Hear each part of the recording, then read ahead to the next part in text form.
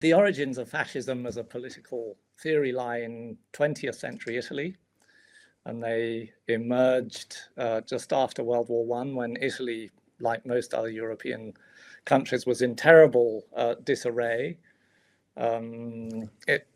Italians felt that liberal democratic politics had left them in a terrible state, and the Bolshevik revolution had just happened up in Russia, and the idea of a sort of Moscow or communist takeover was putting fear into everyone's hearts. And Benito Mussolini came up with what he thought of as he argued was a third alternative to those two main political creeds, and he called it fascism. That was his name for it.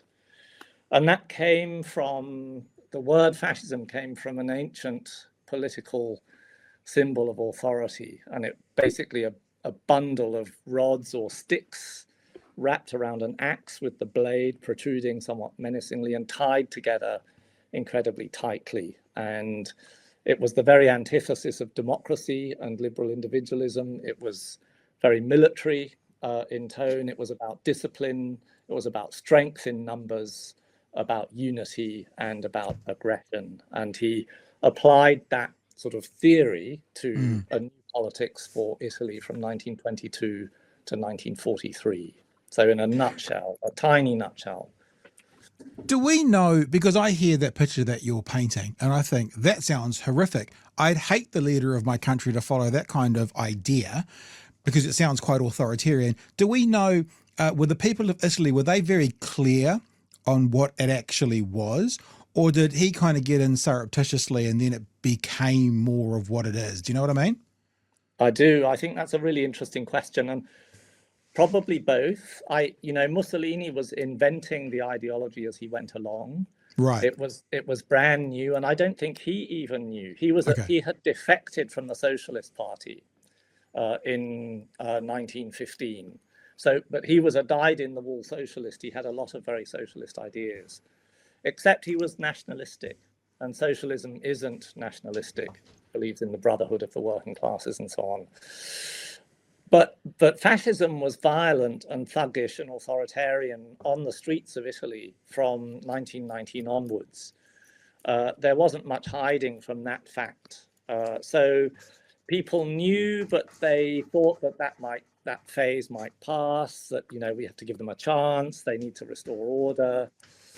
So they sort of knew and they sort of didn't. And it's very, very hard to say exactly who knew what. Yeah, because if you knew exactly what it was as you describe it, who would want that? Or if they did want that, if the community did want that, you have to think, what kind of state was your country in? I also just thought if you, yeah, sorry. Well, I actually think that's really, really crucial.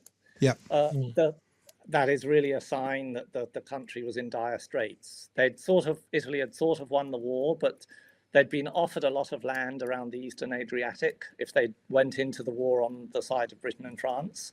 They did do that.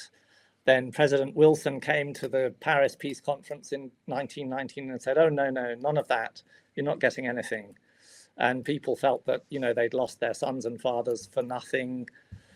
The economy was in dire straits. The left-wing unionists were sort of getting instructions from Moscow and causing havoc. And there was this sense that the country was about to collapse, and Mussolini posed as a savior. And a bit like Trump's tariffs, we have to go through a bit of pain, but, just trust me, it's all going to be fine type thing. It is always, maybe I'm doing it's a bit of a long bow here, but how often the West seems to contribute to these outcomes, which then the West has to fight back against. If you're saying that, the Americans said, no, there'll be nothing from us, and they were left a bit more destitute, I'm thinking straight away about like the CIA arming Al-Qaeda sort of thing to fight the Russians, and then it came back and they did be used against them. It's like how much of a hand does the West have to put up for these sorts of changes in philosophy or policy of other parts of the world that then come back to bite the West? Yeah, that's right. Historians nowadays would agree that the arrangements at the Paris Peace Conference after World War I really just were a sort of waiting room for World War II. And I heard Chewie was talking about Hitler, who came to power about 11 years after Mussolini, but really on the back of the settlement that Germany had been dealt as a result of World War I.